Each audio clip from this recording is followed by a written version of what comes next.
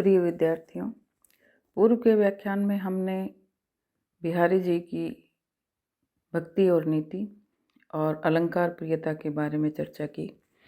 इस व्याख्यान में हम बिहारी का उक्ति वैचित्र्य और उनके पदों में जो अर्थ गांभीर्य है उसके ऊपर चर्चा करने जा रहे हैं।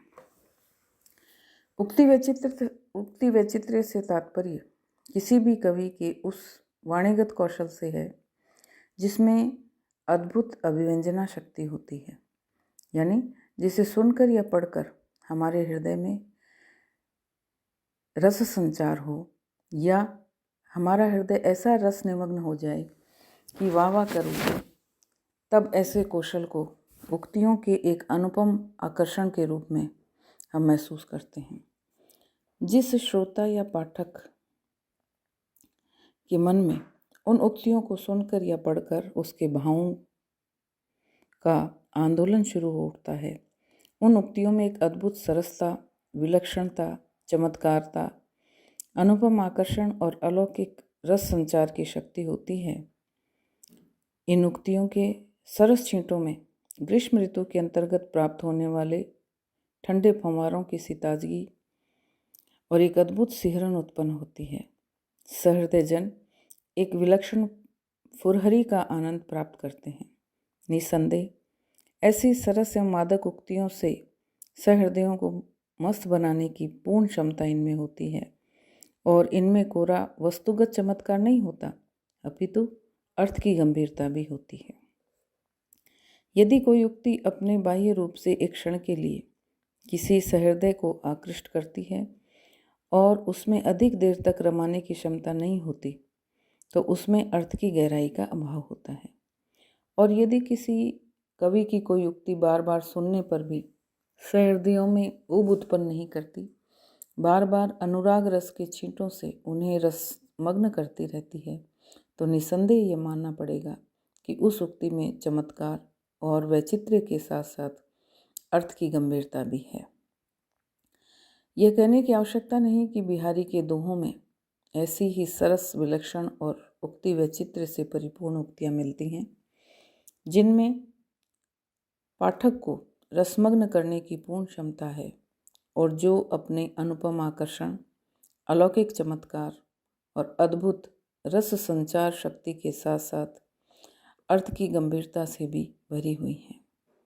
आचार्य शुक्ल तक ने लिखा है कि बिहारी की कृति का मूल्य जो बहुत अधिक आंका गया है, उसे अधिकतर रचना की बारीक या काव्यांगों के सूक्ष्म विन्यास की निपुणता की ओर ही मुख्यतः दृष्टि रखने वाले पारखियों के पक्ष में समझना चाहिए। उनके पक्षों से समझना चाहिए जो किसी हाथी दांत के टुकड़े पर महीन बेल बूटे देख घंटों वाह वाह किया करते हैं। पंडित विश्वनाथ प्रसाद मिश्र ने भी लिखा है कि बिहारी में कला पक्ष के भीतर वाग वैदग्ध्य और अर्थ का गांभीर्य बहुत सच्चा पाया जाता है, इसलिए उनकी कविता लोगों को मस्त कर देती है। बिहारी ने अपने छोटे से छोटे दोहे में नपी तुली शब्दावली के अंतर्गत उक्तियों का जो वैचित्र्य और वैलक्षण्य उत्पन्न किया है तथा उनमें अर्थ का जो गांभीर्य भरा है, उसे देखकर अच्छे अच्छे विद्वान दंग रह जाते हैं, क्योंकि ऐसा चमत्कार हिंदी में अन्य कवि नहीं दिखा पाए। बिहारी का तो प्रत्येक दोहा किसी न किसी विलक्षण उक्ति एवं गंभीर अर्थ से परिपूर्ण दिखाई देता है। बिहारी का पहला दोहा, जिसमें कवि मंगलाचरण के रूप में श्रृंगार रस की अधिष्ठात्री देवी राधा से अपनी भव बाधा हरने की प्रार्थना करता है, वे कहते हैं, मेरी भव बाधा हरो राधा नागरी सोय, जा तन की झाई परे श्याम हरित दुति होय। यहाँ पर राधा की प्रार्थना करते हैं कृष्ण से सांसारिक बाधा दूर करवाने के लिए, किंतु इसमें उक्ति चमत्कार के साथ साथ अर्थ गंभीर्य भरा है, जिसके झाई परे श्याम हरित दूती पदों में प्रत्येक पद के 3-3 अर्थ हो जाते हैं। इस दोहे ही में कवि उस राधा नागरी से प्रार्थना करता है जिसके गौर शरीर की आभा पड़ने से श्याम रंग वाले कृष्ण हरे रंग की आभा वाले हो जाते हैं। दूसरे कवि उस राधा रानी से प्रार्थना करते हैं जिसके सौंदर्य संपन्न शरीर की झलक पड़ते ही कृष्ण प्रसन्न वदन हो जाते हैं। और तीसरे उस राधा रानी से प्रार्थना करते हैं जिसके स्वरूप का ध्यान करते ही संपूर्ण कलमश और पातक अपनी कलमशता छोड़ देते हैं। इस तरह ये छोटा सा दोहा ही अद्भुत उक्ति के साथ साथ गहन अर्थ से भरा हुआ है। इसी तरह बिहारी का एक विलक्षण दूसरा दोहा, जिसमें उक्ति व चित्र के बल पर ही कोई सखी वाटिका में भ्रमण करती हुई किसी रुष्ट सखी के सम्मुख नायिका के इष्ट की गुप्त बात करती है और इस तरह कहती है कि अन्य सखियाँ माली आदि तो ये समझें कि यह वाक्य माली से कहा जा रहा है और नायिका उसका इष्ट अर्थ समझ जाए। इस दोहे में सुमन, सफल, वारी, वारी, सहृदयता वारी आदि ऐसे शब्दों की योजना की गई है जिनके दो दो तीन तीन अर्थ निकलते हैं।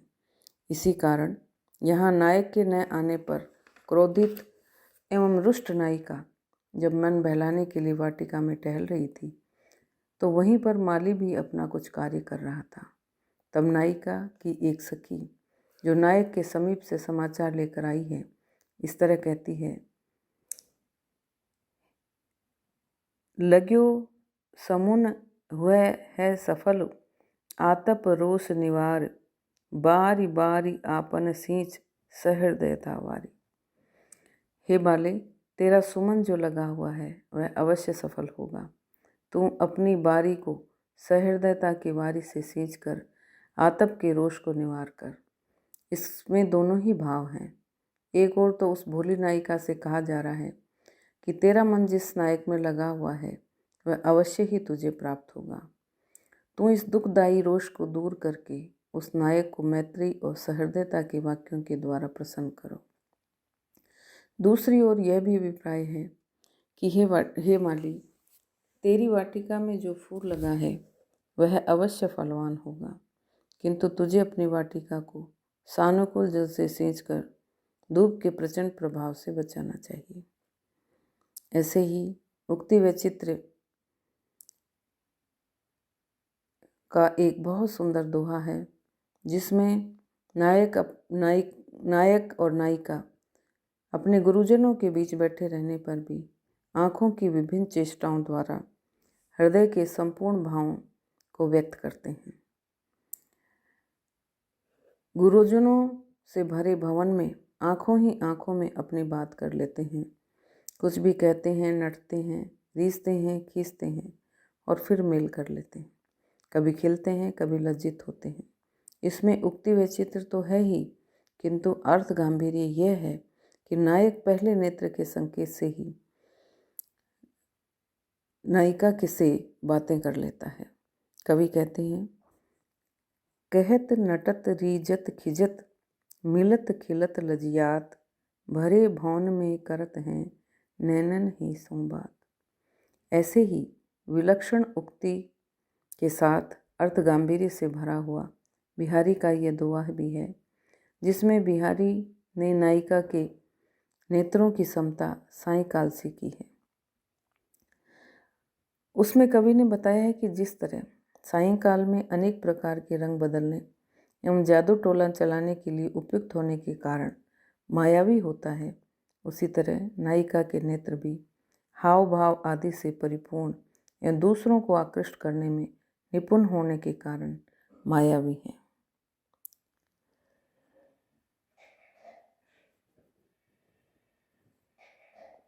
जैसे सायंकाल का समय प्राय श्वेत, श्याम और लाल रंग से युक्त होता है, वैसे ही नायिका के नेत्र भी श्वेत, श्याम और रत्नारे हैं।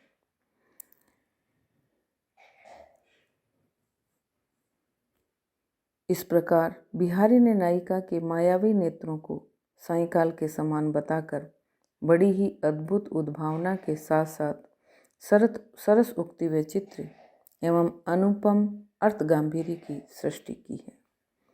इसी तरह बिहारी ने कहीं दीपति देह दुहून मिली दीपति ताफ्ता रंग कहकर नायिका के वह संधि का बड़ा ही सरस और मादक वर्णन किया है, जिसमें धूप छां के कपड़े द्वारा नायिका के बचपन एवं यौवन की संधि का सजीव चित्र सामने आता है।